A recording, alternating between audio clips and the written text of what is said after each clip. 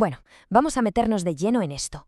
Hoy nos asomamos a una relación que es de verdad fascinante y muy compleja, la del imperio sasánida de Persia y un imperio romano que se acababa de convertir al cristianismo. Dos superpotencias, dos maneras de ver el mundo que estaban a punto de chocar. O quizás no. Y aquí está la gran pregunta, ¿no? La que vamos a intentar responder. Cuando Roma abraza el cristianismo, ¿eso la empuja inevitablemente a una especie de guerra santa contra su gran rival, la Persia zoroástrica? La respuesta, como vamos a ver, es mucho, mucho más sorprendente de lo que uno podría pensar. Y fijaos, aquí tenemos la primera pista que lo descoloca todo. Estamos en pleno siglo IV, con la tensión por las nubes, y resulta que los emperadores de Persia y Roma se escriben cartas llamándose el uno al otro hermano. Esto no cuadra mucho con la idea de un odio religioso a muerte, ¿a que no? Y es justo aquí, en esta contradicción, donde la historia se pone de verdad interesante. Este lenguaje tan familiar choca de frente con el relato que siempre nos han contado de persecuciones y odio, así que nos obliga a mirar un poco más allá, a dudar de la versión oficial.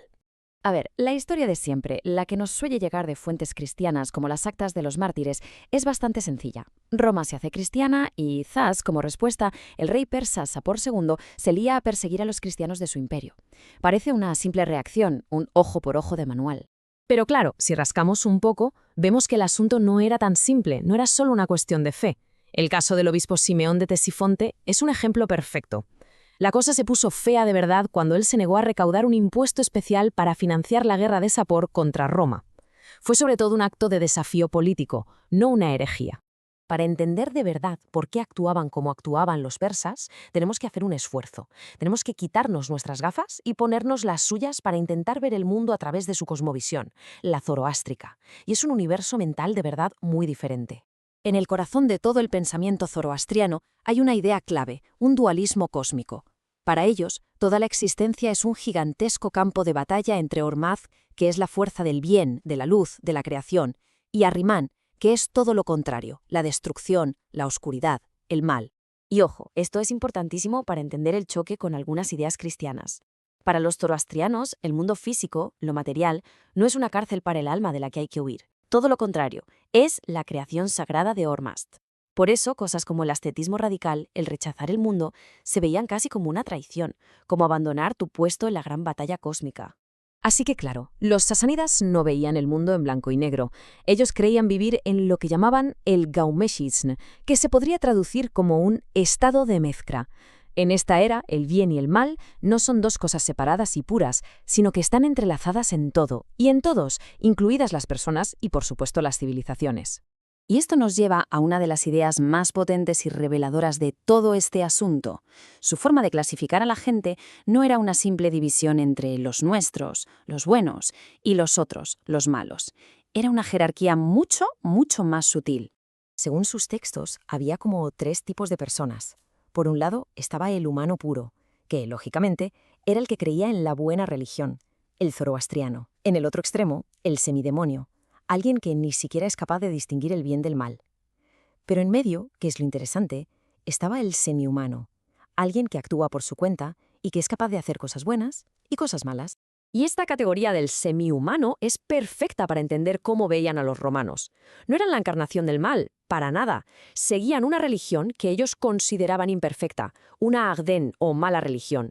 Pero su capacidad para construir un imperio, para crear orden y civilización, eso demostraba que todavía podían hacer cosas buenas, que podían sumar en la gran lucha cósmica.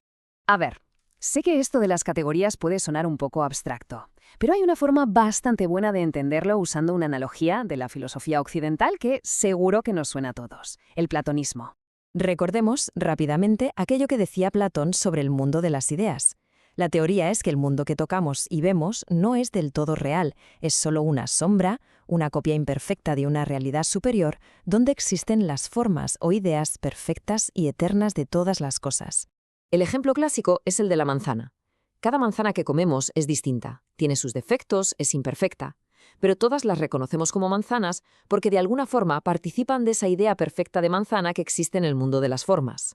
Pues de una manera parecida, los sasánidas veían a la civilización romana como una manifestación imperfecta, pero reconocible, del ideal de lo que una civilización debía ser.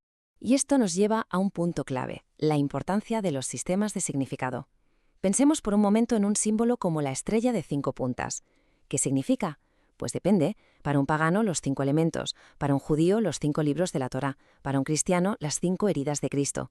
El símbolo es el mismo, pero el significado cambia por completo según las gafas con las que lo mires. Pues lo mismo pasaba aquí. Para Roma, su fe era la buena religión. Pero para los persas, dentro de su sistema, era simplemente una ajden, una mala religión. El objeto era el mismo, el cristianismo, pero el valor que se le daba era radicalmente distinto. Así que, con todo esto en mente, de repente las piezas empiezan a encajar. Ahora podemos reformular todo el conflicto entre persas y romanos de una manera que tiene mucho más sentido. Y aquí está el meollo de la cuestión. Esto no era una guerra del zoroastrismo contra el cristianismo. Era algo mucho más profundo. Era un choque entre dos sistemas operativos para entender la realidad. Roma y Persia no solo peleaban por un trozo de tierra, competían por ver qué visión del cosmos, qué forma de entender el mundo y el lugar del ser humano en él era la que prevalecía. Y por eso no veían a Roma como un enemigo al que había que exterminar, al contrario, la veían como un socio potencial, aunque fuera un socio imperfecto y a veces problemático, una civilización lo bastante poderosa como para, si se encauzaba bien, ayudar a poner orden en el mundo y acelerar el Frasgird, ese momento final en que el bien por fin triunfaría. Por eso se llamaban hermanos, reconocían que a su manera ambos estaban en el mismo barco cósmico. Y todo esto, al final, nos deja con una pregunta flotando en el aire. Esta historia nos enseña que los conflictos casi nunca son por lo que parecen ser en la superficie, y nos hace pensar qué marcos mentales invisibles, qué sistemas operativos están moldeando hoy nuestra forma de ver a nuestros rivales, a los otros. Quizás la verdadera frontera no está entre unas personas y otras, sino en esas formas distintas de interpretar el mundo, formas de las que muchas veces ni siquiera somos conscientes.